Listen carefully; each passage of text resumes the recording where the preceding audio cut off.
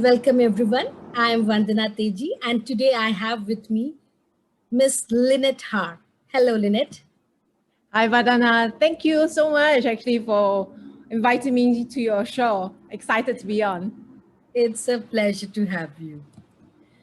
Lynette is an executive and life coach, a mompreneur, an LLP practitioner, a facilitator, and a mentor.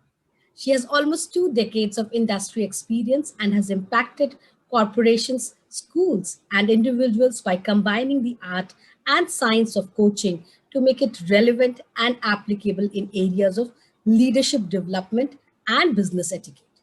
She has been enabling executives to rediscover their greatness within and reignite them in this VUCA environment by empowering them soft skills to be who they want to be credible and effective leaders in their lives. Welcome to our interview series, You with Unicorn. Here, connect with people from different walks of life and understand more about their journey and views. The unicorn here that we are meeting today is Lynette. So, Lynette, to start off, could you tell us about your journey? One thing I like to add to what you just shared just now is I'm a mother of three, mother of three. And that's so where I am right now as a mompreneur was that reason why I chose this route so that I can choose the roles that I have a passion for, that I believe in. And that's where I am right now. So when I started off in the HR arena in headhunting, but that progressed into doing client services when I was in the oil and gas downstream consulting. So I left them there as the head of client services. So I had the majors and I held a global portfolio then. It was exciting and challenging at the same time because that was when the children were growing up concurrently along with my portfolio. So both was going up, both were going up together. So that was quite a challenge for me at that point in time. And yes, managing so many people, kids and work, both is a task. I totally So it's agree. no stranger to multitasking, I guess you can say. Yeah. I think women are carved out for multitasking. Yes. Even moms, you wear multiple roles, and especially as female, we carry different hats, and we have to rise to the occasion, right? Depending on what calls for. Indeed. And that also we have to be, quick and agile when it comes to changing, hats. Exactly. I think Vadana, you put it correctly. We really have to be agile in that because and to adapt to what calls for it at that moment. Yeah. So, moving ahead, in your experience, have you faced any differential treatment as a women professional? If yes, could you share about your challenges, learnings from the same? I think the challenges I faced were as a female professional. For example, because we are tasked with carrying the young, right? And then when you go through that, the drastic change that your body goes through during that period, in addition to working and managing a family, portfolio, those were challenges. But through that, you learn different things about yourself. But most importantly, actually, it's the period when I was going through I don't know if in the Indian culture you have the confinement period, because in Chinese there is this 1 month, 30 days confinement where thou shalt not touch water, cannot bathe, cannot do this, cannot do that, cannot eat this, cannot eat that, and because I come from a very traditional Asian family culture, right? So my parents and my in-laws combined, it's like, okay, all right, but then how do you then explain that to the company? That was the challenge that I had, to run the show, but not be able to show up. Actually, in that 2 months of maternity, when I had my first, that was a huge challenge. But then also because I knew I wanted to go back, to return to work, because I loved my job, and my boss was very supportive.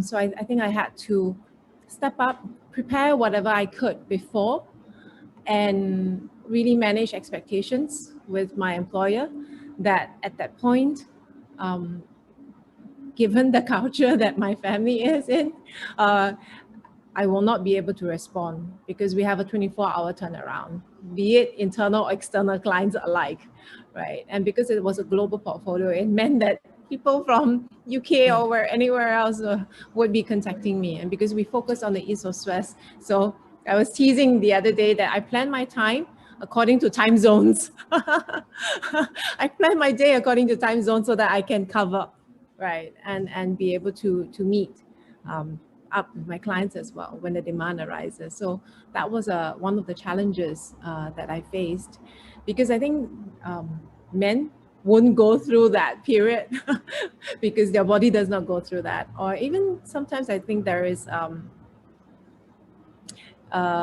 stigma, or should I say an expectation that the female or the lady or the mother or slash the wife would take care of certain duties in the house, especially when you are married.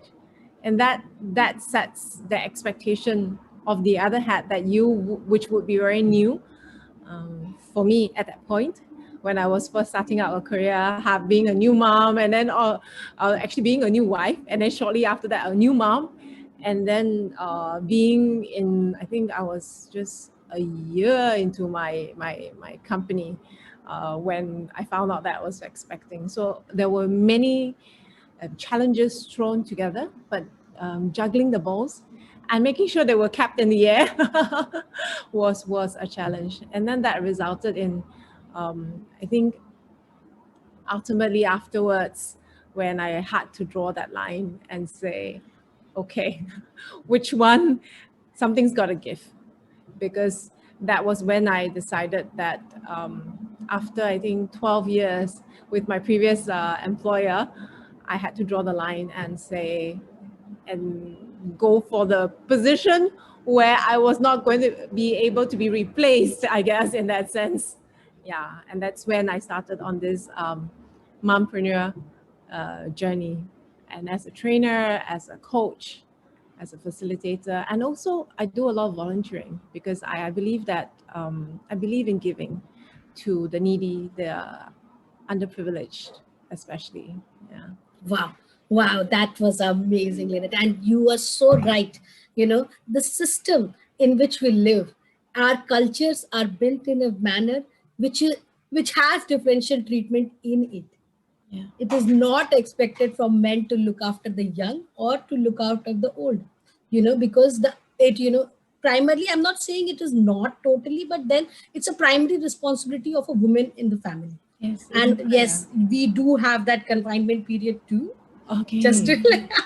yes, Yeah. we do have it. But yes, I think a lot of my friends and and their parents have progressively accepted the changing norms of the society and the work requirement, wherein they have decided to let go of this. Yeah. No. So That first one, no can do. It was still very strict. And it was, I think we had 2 months maternity in Singapore then at that point. But I agree okay, with you then, Vadana, that with the primary caregivers, or it's the primary responsibility, because I correct, believe marriage is a partnership. And I'm very indeed, blessed that my husband is a very active partner in that sense wonderful. of childcare. And I think that's how I managed to have three. Yeah. So I'm very Yes, fortunate. Yes. yes, yes, and I'm scared to have even one. You get that. You get that. As a coach, do you see a difference in the coaching needs of men and women? Because we are talking about the differential treatment which is built in the society and the culture that we live in. Do you see any differences in the coaching needs of men and women? And if you can talk a little about them. Okay, so I think maybe let's to begin with, when I coach men versus women. So with men, they are very task oriented. But when you, at the end of a conversation, they realize that it's their emotions that's getting into the way of them preventing, of them not able to complete that task. But for ladies, it's the other way around. It's our emotions that get into the way first before we get the task done. Correct. So we're wired differently. But having said that, men, when they're very focused and when they see the reason why they need to do it, and when you bring that bigger picture to them, because I think they're very big picture oriented, they bought in. And I've seen my clients actually have breakthroughs even before the next session. And I celebrate with them because it's the excitement, that aha that comes immediately at the end of the session, or the excitement when they are able to accomplish what they said they wanted to do. It's so intrinsic and it's so rewarding. And that's why I love what I do. That's coaching, right? Wow. Whereas for ladies, we have a lot of self-doubt. We allow our emotions to get into the way of the decision of what we want to do. And that's often, I think, the biggest barrier. But I've also seen ladies that are very driven. And when we're very driven, something else is holding them back. And then in that search, or in that discussion, in that coaching conversation that we have, we explore together the various boundaries that they have set, or the various walls or filters that they've put in for themselves unknowingly. And that's the part, right? Because coaching actually helps you to discover into the unknown, to probe and to see what's happening right now that's preventing you from moving forward to your goal. And that's the beauty of it, because it moves you forward. Yeah. Wow, wow. I really loved the way you actually broken down the thought process, how a man thinks and how a woman thinks. That's probably And maybe even stereotyping in some sense, but generally that's what I see. while I am not not probably a person who believes in stereotyping, or even segmenting people, or with anything, okay. However, the fact is gonna remain that there's certain intricate, I would say, functions, or of a man and a female, and a woman, and they're different. Yeah, we're just wired differently. We Yeah. just wired differently, correct. Yeah. And so, as a that makes me think about, you spoke about people, and ladies feeling, allowing their emotions to get into the way. In fact, a lot of us, we take this decision, being a mompreneur, or being a moving away from the corporate world so that I can carve my own world. But a lot of them decide to stay back with their families, okay. Yeah, and take care of, because it's just too much to manage. If you do not, and moreover, if you have a husband who might be a little more occupied than, and would not be able to help in case they want to help, even, you know how. So I wanted to understand, the global representation of women in senior leadership is just 29%. That's a research which has come up very recently. And so how do you think, can we boost this representation? Any ideas how we can? I think women understand the struggles that women go through. But having said that, it's not an excuse True. not to level up, Yeah. right? If you want that role, I think you have to give it your all. But having a boss that understands that perhaps you cannot be there at that point in time, but you will get that task done, I think it's important. And I think it's also important that women actually support women in not only seeing beyond, because we know the responsibilities and we see the other side of things. But having said that, women actually coming up to support other women, to say, hey, it actually can be done. And I know that, you are of this caliber, or that you can do it. They are actually open up in that sense. I give you an example. When I was actually in the oil and gas company, the marketing director actually came came from London to our Singapore office, and I was the office manager then. And she saw the way I interacted with clients. I was just doing my job, right? For me, I was just doing my job, and I was just having fun with it. But she said, you know, Lynette, have you thought of actually going into the marketing role? Because I see you having a flair for in terms of the conversations that you have with clients, the connection you're able to have with them, the relationships, more importantly, that you're able to build with them. And I see that we have a need for this role, and it's a newly created role. Would you like to try? And I was like, oh my God, I never thought of that before. And I was like so excited. And then that kickstart a trajectory into the marketing arena. And so that's how I grew into even doing group marketing and then focusing into client services. And that's how I grew in that role. So it took that one seed that was planted, that other women to believe in me, I guess. And I'm very grateful for that opportunity, because I think it takes another to understand, but more importantly, to give that opportunity and see that other strength that we have that we may not show, or that we may be unaware of, right? Because like the Johari's window, right? You don't know what you don't know. Yes, yes. You continue to be that until someone actually. Exactly. Until somebody highlights it to you, and then you're like, oh yeah, okay, I never thought of it that way. Yes, it's something that's interesting. I'm willing to try. And it comes back to what you said initially, right, Vedana, where we have to be agile and adapt. Yeah. And really then you just step up to the occasion and you just run with it. Indeed. Yes. And in fact, with the current VUCA world, I somehow feel, that is my thought process, that we women are more, carved out for that kind of a work scenario, because we have been doing it all our lives. For us, functioning in a VUCA world is like a daily way of life. Yeah. Yes, it's true, right? Because everything is so volatile. Always. Yeah. Always. Yes. No control over it, actually. Yes.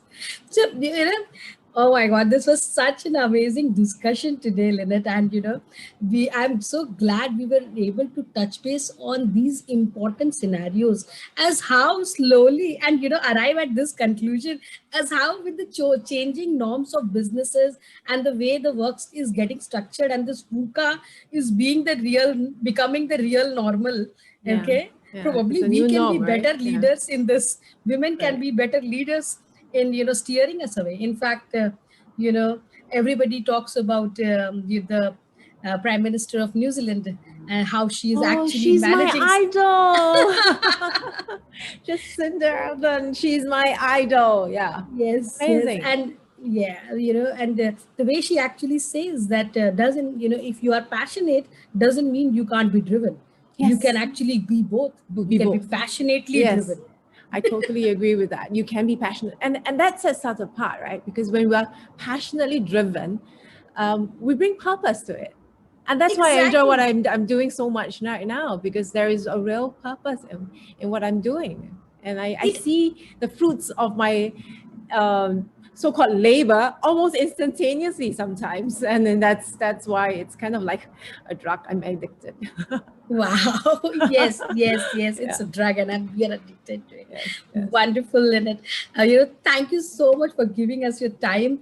Before we let you go, we want you to tell, if you have any message for our viewers.